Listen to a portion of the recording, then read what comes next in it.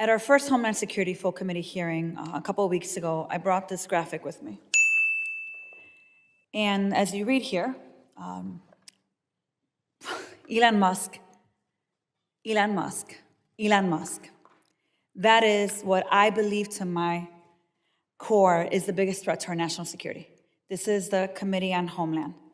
And since then, I've asked the members of this committee, who is supposed to do everything in their power to protect the homeland, to really take seriously the threat that Trump, Musk, and his army of unaccountable tech bros represent every day. So you can imagine my disappointment, not really, to see that instead, the Republicans on the subcommittee have decided to throw their Lord and Savior a parade in the form of a hearing. And while their Lord and Savior changes from time to time, yesterday it was Donald Trump, today is Musk, tomorrow might be the next billionaire, although this guy is about to become a trillionaire off the backs of working people. It's something that's very clear for me is that Republicans have willingly given away their power to conduct oversight over our agencies and the dangers that these unelected billionaires have on our security. So you see, my Republican colleagues and their hyper-partisan witnesses sitting here today have completely ignored that the waste in our agencies is the millions of dollars spent on the DOGE army of unqualified workers stealing our data and firing dedicated, qualified public servants. The fraud in our government is Elon Musk, whose greatest achievement on efficiency is a social media platform that crashed multiple times yesterday. The abuse is in our nation is a power grab with which Donald Trump imposes his authoritarian agenda. They don't have any legal authority to take sledgehammers to the services and programs that working people depend on. And by the way, Congress authorized, we authorized, but Republicans have allowed it to happen anyway. So Mr. Roth, I want to ask you the questions today. As DHS's former Inspector General, could you share with us what are the potential threats posed by an unvetted DOGE employee with little to no government experience plugging into DHS's information systems and databases? So I can't talk about the specifics of exactly what DOGE is doing because obviously I'm not involved any longer in the government.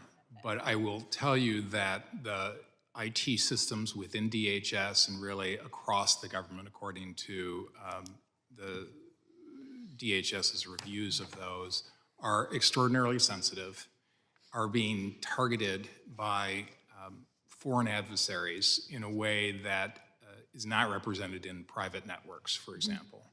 And you heard the testimony of the GAO witness on the first panel talking about the vulnerabilities that exist, the documented vulnerabilities that exist in access controls. So having an unknown person or an unvetted person have access in ways that you don't have a full understanding of is extraordinarily dangerous and represents a significant vulnerability in IT systems. Yeah. Thank you, Mr. Roth. And I think in part, when you said you're not quite sure what their authority or what they're doing is, I think it's actually the concern that a number of us have here. I've said this in Veteran Affairs Committee, and I'm going to say it here. I want to know, what does DOGE have access to? Who authorized it? Who are they talking to? What data do they have? How is it that they can have sensitive data to our national security and that it go completely unchecked? This committee, this subcommittee specifically, is responsible for oversight, accountability, and investigation. And we've already seen the effects of having unqualified people accessing our data and making decisions in our agency.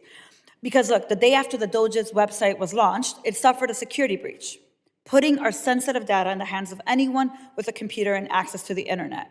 And how can we forget when DOGE fired more than 300 staffers from the National Nuclear Security Administration? Yeah, that's the agency that's tasked with managing the nation's nuclear stockpile. Or the several employees who are working on the federal government's response to H5N1 avian flu outbreak. DOGE doesn't have a great track record, and whether it's due to stupidity or hatred, at this point, a better name for DOGE would be the Department of Obstruction and Gross Errors. I really hope that this committee takes the threat of DOGE and Elon Musk seriously, and I intend to work with all of my colleagues to do that. With that, Chairman, I yield back.